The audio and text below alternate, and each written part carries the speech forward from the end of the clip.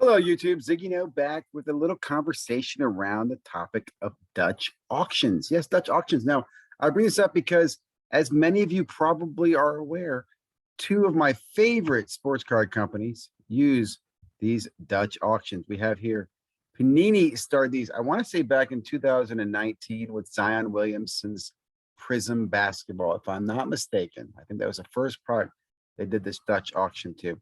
And the argument was, this was a way to stop the bots from coming and buying the product all of it at a flat price, right? Because if the price was like $500 a box or $200 a box, whatever it was, it would sell out within minutes, and bots or whomever it was would get to them quickly. So this was, you start high and you buy when the price gets down to a comfortable level you feel good with, and therefore you have a better chance of paying, getting the product.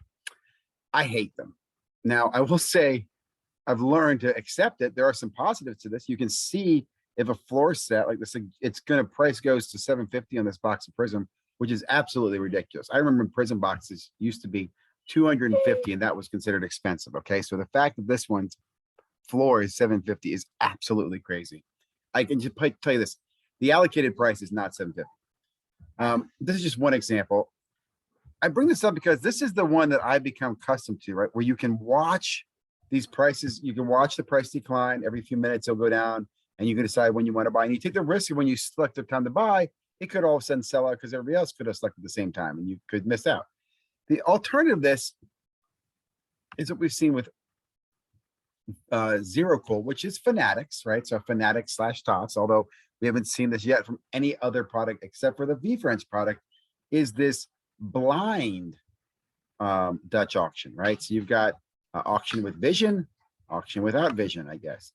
And this one, a little different. And again, there's a nice little video down here that talks about this. Now, one thing I will say that I like about this, you're getting to see visibility into what the product is, how many boxes are available, how much of the product is going to be sold. I don't believe you get that in this model. Now, that'd be nice, right? If you saw a ticker of how many boxes were available and how many are sold, but of course that can be manipulated and then it affects when you're going to buy. So something to think about, right? You get a little more, visibility and seeing the price go down, but you don't get visibility in quantity. Okay. In this model, you're getting visibility in quantity. Now, remember, I started here with Dutch auction. I will mention there's another, I'll leave links below here for you. This one talks about what a Dutch auction is.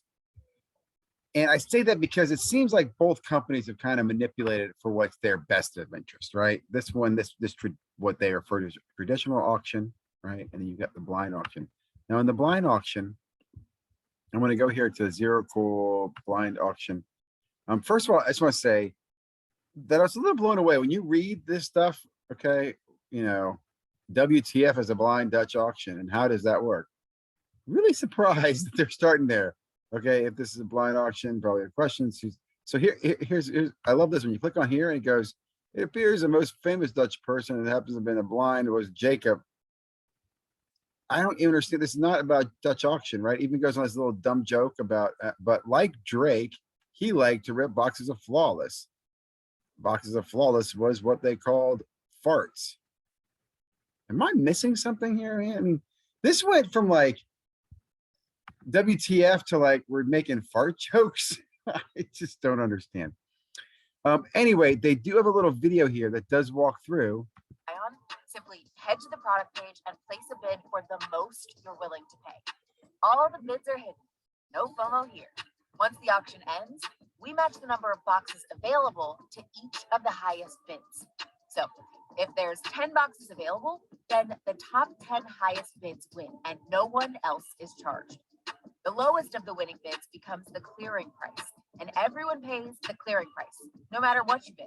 So if you bid $1,000, but the clearing price is only $300, then you only pay $300 for your car. Now, I will say in this model and in this other model, I'm surprised that we, the consumer, haven't gotten a little smart and organized. But look, don't anybody buy before it hits at least 1,000 or I don't know. That doesn't happen. Because I was thinking when I see this, and I think to myself, you trust, see, what I don't like about this blind auction is you trust the guys in the back end to tell you what their prices were they got, right? Well, how do you know that, right? How do you know that they sold everything at that higher price? So how do you, it seems to me that they get a good view of what people are willing to pay, right? They get all this information and then they pick what they feel is the best and then they fill out those orders. I don't know, just my opinion. I'm curious. And I'll tell you too, the reason I'm doing this video is I'd like your thoughts on this. These auctions, like this whole justification, right? They're trying to protect you from this. You know, it's just hilarious to me. Let's be honest, guys. Zerocool, while you're sitting there making fart jokes, you're here to make money. That's your goal. You're here to make money. I understand that.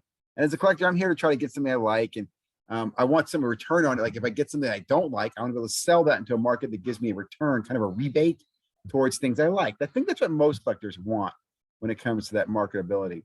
Anyway, just wanted to leave this there. Two examples here, your Dutch auction.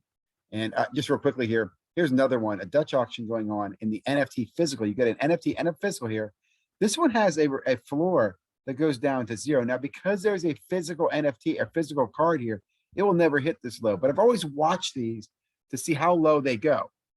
One thing I don't like about them is there's just no limit to how much they can continue to make these one-offs and put them in these Dutch auctions and just kind of start selling stuff. But we will see. I like keeping an eye on those. I do like I'll tell you, from my perspective, I like the visibility of the Panini Dutch auction. And I hate to say that because I have not been a fan in the past. I refer to these as the Dutch oven auction because they're baking up the prices. But I don't think I like this model as much. I think the only thing I liked about this is seeing this information here. Your thoughts, comments, what do you think, guys? Is this better? What is a better system? Is there a better system? I don't know. You tell me. I like the old system. You know, buyer beware, get your bots ready.